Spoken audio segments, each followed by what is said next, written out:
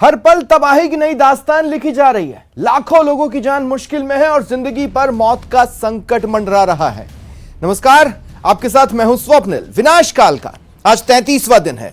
Mariupol, Kyiv, Odesa, हर जगह रूसी missile और रॉकेट बरस रहे हैं। तबाह हो चुके यूक्रेन के शहर लगातार सुलग रहे हैं। आसमान पर गहरा धुआं छाया हुआ है और धमाकों की आवाज किसी भी पल लोगों को दहला देती है। उधर यूक्रेन के पश्चिमी छोर से नाटो ने दबाव बढ़ाना शुरू कर दिया है, लेकिन रूस पर इन सब का कोई असर पड़ता नहीं दिख रहा। डर है यूक्रेन के बहाने रूस और पश्चिमी देशों की यह बढ़ती तनातनी विश्व युद्ध में तब्दील न हो जाए।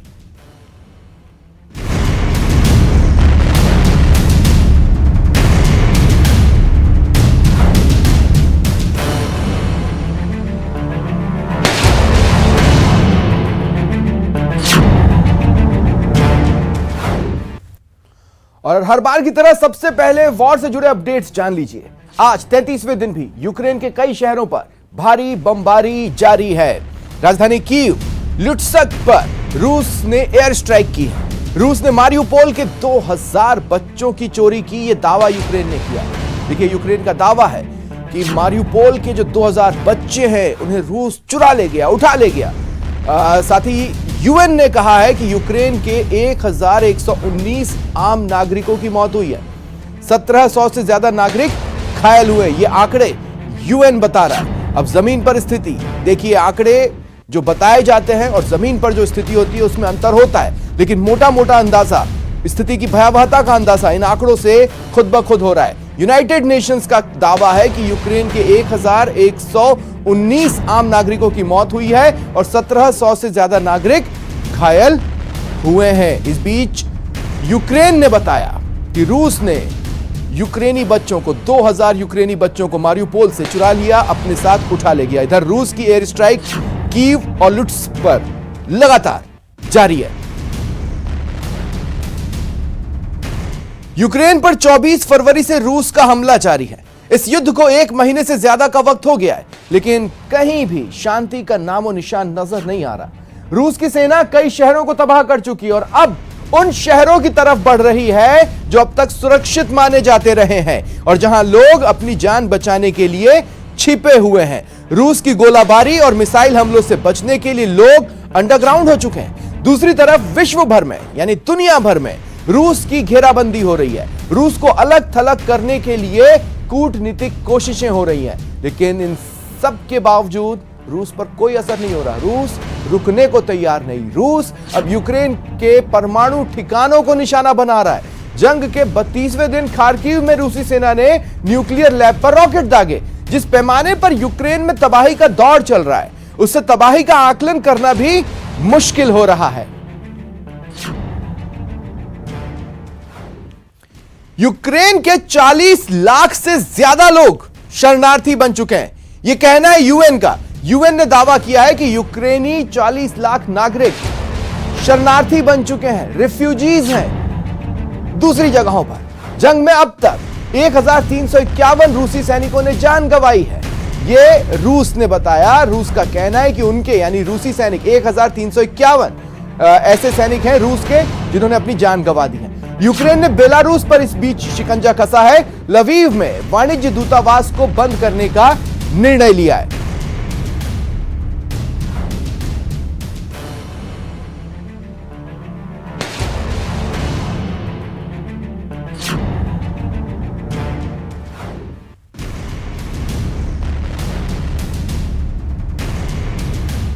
तैंतीस दिनों से यूक्रेन और रूस के बीच जंग जारी है।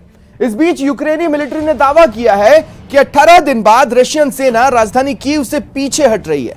रूसी सेना ने 10 मार्च को कीव को 3 ओर से घेर लिया था। हालांकि रूसी सेना अब उत्तरी हिस्से में रीग्रुप हो रही है। यूक्रेन डिफेंस इंटेलिजेंस विभाग के प्रमुख किरिलो बुडानेव ने दावा किया कि पुतिन यूक्रेन को 2 भागों में बांटना चाहते हैं। उन्होंने कहा कि नॉर्थ और साउथ कोरिया की तर्ज पर पुतिन ईस्टर्न और वेस्टर्न यूक्रेन बनाना चाहता है। बुडानेव ने कहा कि रूस अपने बॉर्डर से लेकर क्रीमिया तक लैंड कॉरिडोर बनाने की कोशिश में जुटा हुआ है।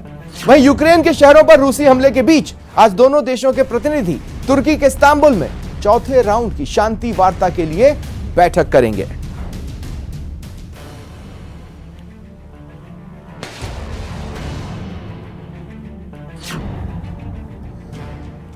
जब 32 दिन बाद भी पुतिन अपने मिशन से दूर हैं, तो एक सवाल बार बार पूछा जा रहा है, क्या पुतिन ने यूक्रेन पर आक्रमण करने से पहले वहां के लोगों की बहादुरी और देश के प्रति प्रेम के जज्बे पर विचार नहीं किया था? सवाल इसलिए क्योंकि रूसी सेना को यूक्रेन की फौज और वहां की जनता का जबरदस्त प्रतिरोध झेलना पड़ रहा है।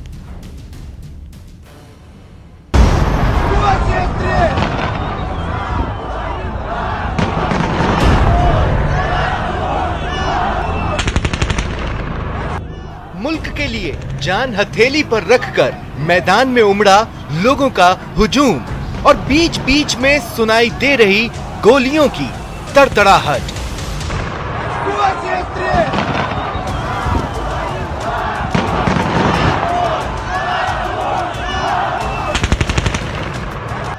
सफेद धुएं का गुबार, फायरिंग, लेकिन वतन परस्ती का जज्बा मौत के खौफ पर भारी है। इस प्रदर्शन में समाज का हर तबका मौजूद है।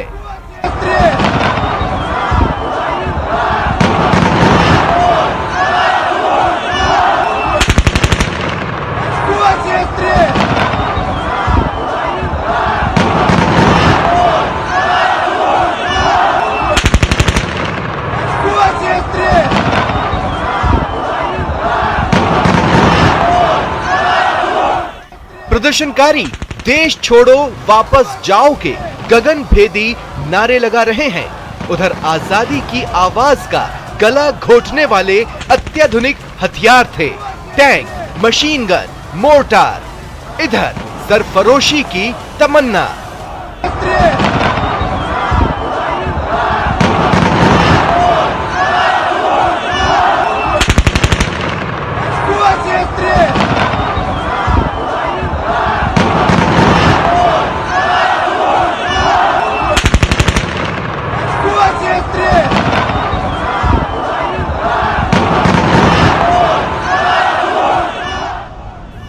तस्वीरें यूक्रेन के स्लावुतिच की है, जहां रूसी कब्जे के खिलाफ यूक्रेन के नागरिक प्रदर्शन करने पहुंचे थे।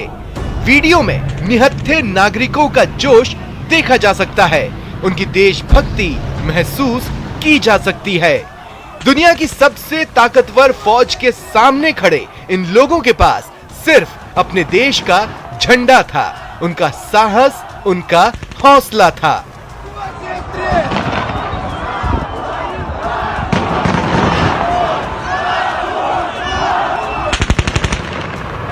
यह घटना उस प्रभावशाली प्रतिरोध को दर्शाती है जिसका सामना रूसी सेना करती आ रही है, उन सभी जगहों पर जहां उसने सैन्य जीत हासिल की है। 25,000 की आबादी वाला स्लावुतिच चेरनोबिल के आसपास है। वो चेरनोबिल जो 1986 में दुनिया में सबसे खराब परमाणु आपदा स्थल था। 24 फरवरी को आक्रमण शुरू होने के तुरंत बाद ही इस संयंत्र को रूसी सेना ने अपने कब्जे में ले लिया था। बार बार की धमकियों के बाद रूसी राष्ट्रपति ने 24 फरवरी को सैन्य आक्रमण को हरी बत्ती दी, इस यकीन के साथ कि घुसपैठ संक्षिप्त होगी और जेलेंस्की की सरकार को समाप्त कर देगी। लेकिन इनमें से कुछ भी नहीं हुआ। पुतिन को यूक्रेनी सेनाओं की रक्षा शक्ति की उम्मीद नहीं थी और न ही अमेरिका और पश्चिमी शक्तियों के प्रतिबंधों की।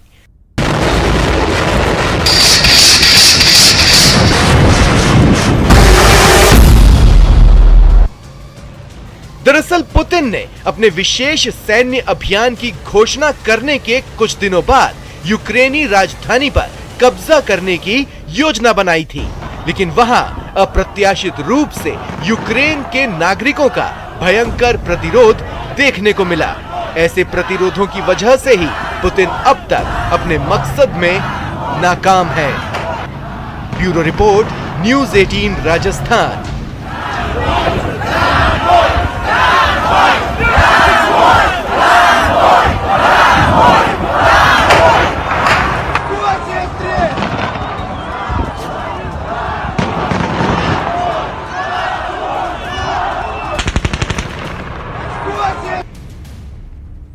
एक महीने से ज्यादा बीत चुके हैं। रूस और यूक्रेन में जंग 1 महीने बाद भी जारी है। अब तक दोनों पक्षों के बीच हुई वार्ता का कोई सार्थक नतीजा नहीं निकला है। रूस और यूक्रेन के प्रतिनिधि मंडल के बीच अब 28 से 30 मार्च के बीच तुर्की में वार्ता होनी है।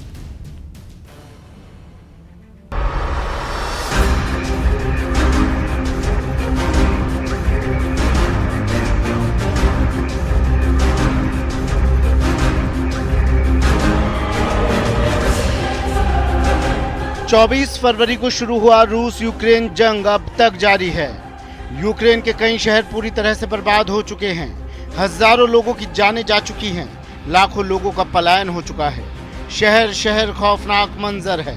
लेकिन रूस के हमलों का यूक्रेनी सैनिक न सिर्फ डटकर मुकाबला कर रहे हैं, बल्कि कई जगह माकूल जवाब भी दे रहे हैं।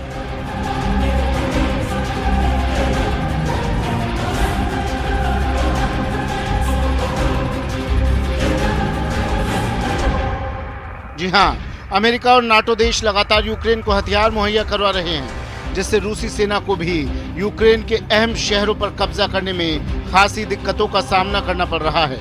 और पुतिन के पुरजोर प्रयास के बावजूद ज्यादातर मोर्चों पर स्थिति जस की तस बनी हुई है।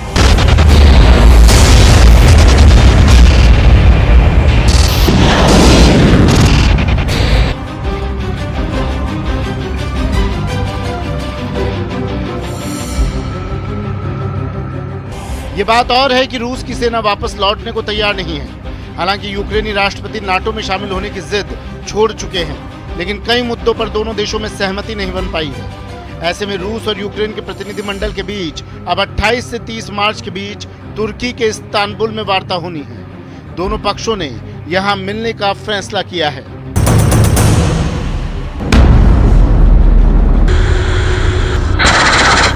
यूक्रेन के एक वार्ताकार और राजनेता डेविड अरखामिया ने फेसबुक पर इसकी जानकारी दी। रूस के प्रमुख वार्ताकार व्लादिमीर मेडिंस्की ने तुर्की को अगली शांति वार्ता के लिए एक लोकेशन के रूप में कंफर्म किया है। व्लादिमीर मेडिंस्की ने कहा कि शांति वार्ता 29 मार्च से शुरू होगी और 30 मार्च को समाप्त होगी। तुर्की के राष्ट्रपति एर्दोगन ने कहा कि रूस और यूक्रेन के बीच 6 वार्ता बिंदुओं में से 4 पर सहमति बन गई है। इसमें यूक्रेन का नाटो में शामिल नहीं होना, यूक्रेन में रूसी भाषा का इस्तेमाल, निरस्त्रीकरण और सुरक्षा गारंटी शामिल है। हालांकि यूक्रेन के विदेश मंत्री दिमित्रो कुलेबा ने कहा कि रूस के साथ प्रमुख बिंदुओं पर कोई सहमति नहीं बनी है, लेकिन दोनों मुल्कों के बीच कई दौर की वार्ता में इन मुद्दों पर चर्चा हुई है।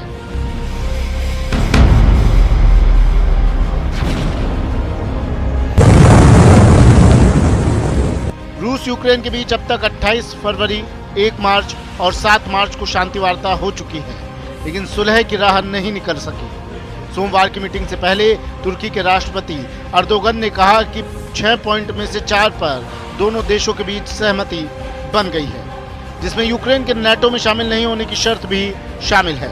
इसलिए तुर्की में होने वाली रूस यूक्रेन वार्ता पर दुनिया भर की नजरें टिकी हैं और इसकी वजह भी है। पहले दिन से इस युद्ध पर परमाणु हमले का खतरा मंडरा रहा है।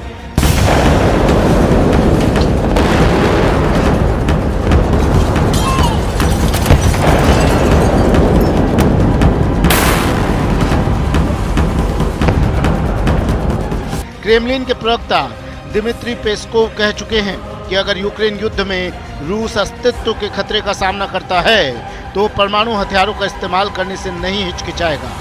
क्रेमलिन प्रवक्ता के बयान से दुनिया इसलिए भी चिंतित है क्योंकि रूस के पास विश्व में सबसे अधिक परमाणु हथियार है। Bureau report, news 18 Rajasthan.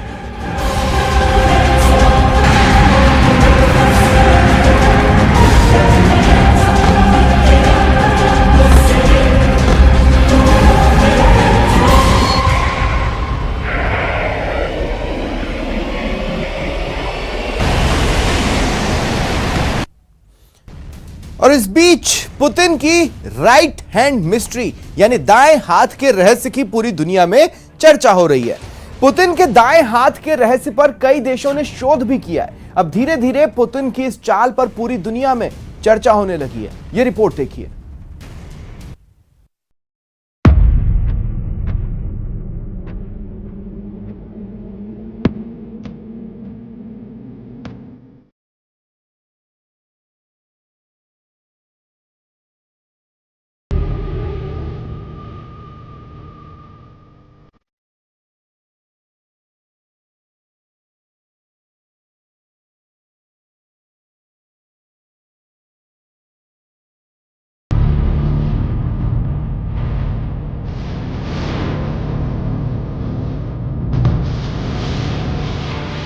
Putin ने अपने जिस राइट हैंड से यानी दाएं हाथ से रूस के राष्ट्रपति पद की शपथ ली है, उसकी मूवमेंट बाएं हाथ के मुकाबले बहुत कम होती है।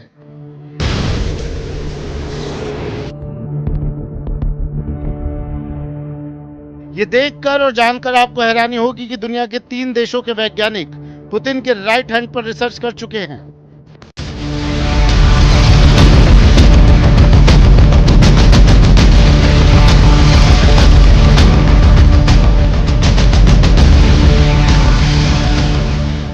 जी हां, पुर्तगाल, इटली और नीदरलैंड के न्यूरोलॉजिस्ट पुतिन के दाएं हाथ पर शोध कर चुके हैं। शोध इस बात पर हुआ कि पुतिन का दाएं हाथ चलते वक्त भी स्थिर क्यों रहता है।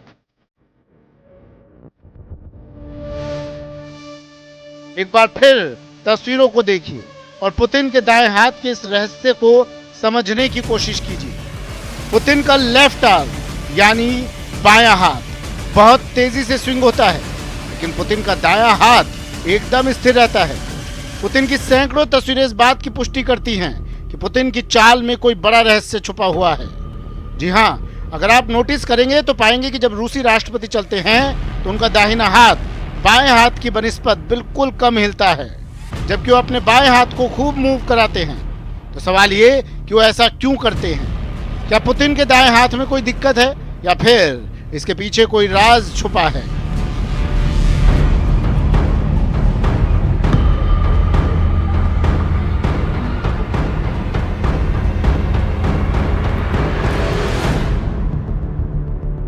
पुतिन की राइट हैंड मिस्ट्री यानी दाएं हाथ का ये रहस्य दुनिया से छुपा नहीं।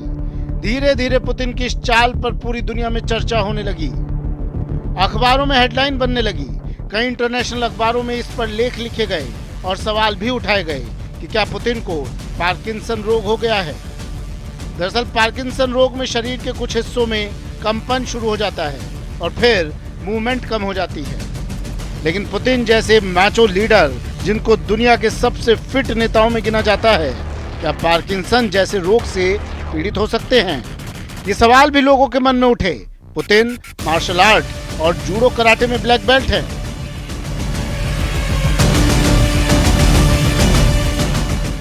पुतिन शेर का शिकार करते हैं।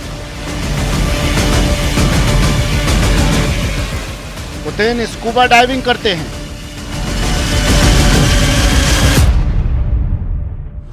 पुतिन घोड़े की सवारी करते हैं। पुतिन के अंदर ऐसा जज्बा है कि पुतिन के शीर्ष पदों पर रहते हुए अमेरिका के 5 राष्ट्रपति आए और चले गए, लेकिन पुतिन पर कोई दबाव नहीं डाल सका।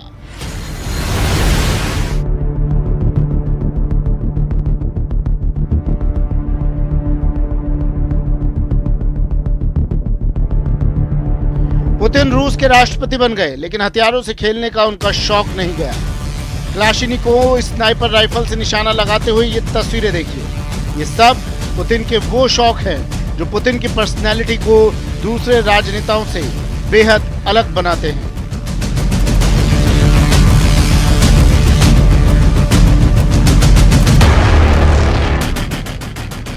पुतिन को हथियारों का शौक भी है और उनको इस्तेमाल करने की समझ भी है।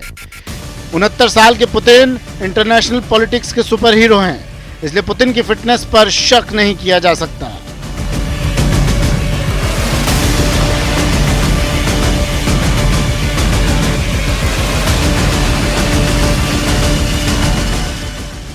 रिसर्च के लिए पुतिन की सैकड़ों वीडियो खंगाली गई।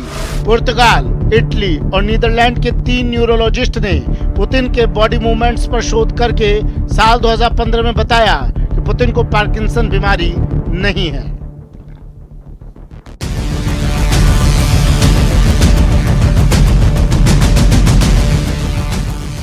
जानकार इस तरह की चाल को अंग्रेजी में clearly reduce right sided arm swing कहते हैं, यानी जब इंसान सब कुछ ठीक होने के बाद भी अपने दाहिने हाथ का इस्तेमाल कम करने लगता है। न्यूरोलॉजिस्ट कहते हैं कि अटेंशन यानी हमेशा सजग रहने की प्रक्रिया का हिस्सा है। जो लोग हमेशा सजग रहते हैं तो वो अपने दाएं हाथ का इस्तेमाल कम करते हैं। तो फिर पुतिन के ऐसा करने के पीछे की कहानी क्या है?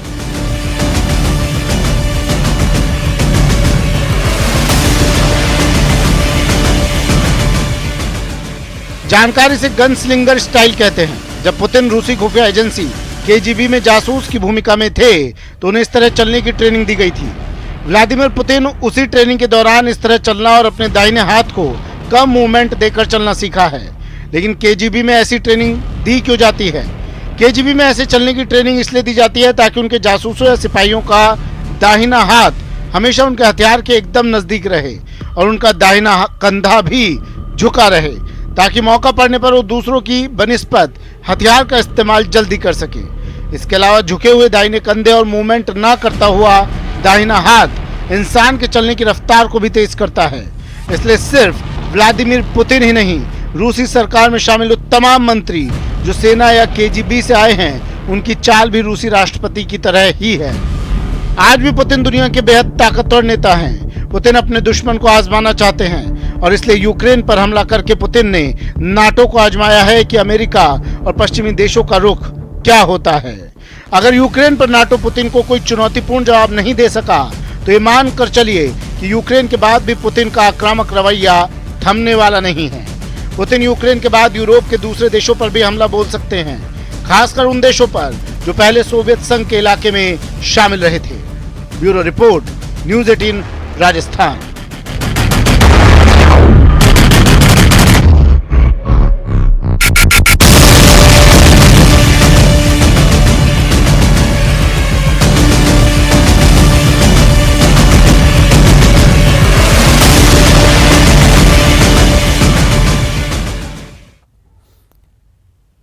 फिलहाल इतना ही। नमस्कार।